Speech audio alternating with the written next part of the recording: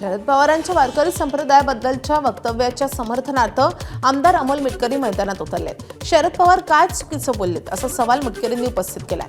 पवारांनी मांडलेल्या 60% आकडेवारीपेक्षा ही संख्या अधिक असल्याचं आमदार मिटकरी म्हणाले, तर शरद पवारांनी मांडलेले विचार सत्य असल्याचे अमोल मिटकरींनी म्हटलंय। पवार साहेबांनी 60% म्हटलं असेल, मी तर म्हणतो त्यापेक्षा अधिक प्रमाण आहे। आणि जसं पवार साहेबांनी ही खंत पण व्यक्त केली की ती प्रबोधनाची चळवळ ही लोप पावत असून त्याच्यामध्ये वेगळ्या विचारधारेचा एक शिरकाव झाल्याने मग आता कोणी पांडुरंग म्हणून कॅप्टन अशोक खरातची पूजा करतो।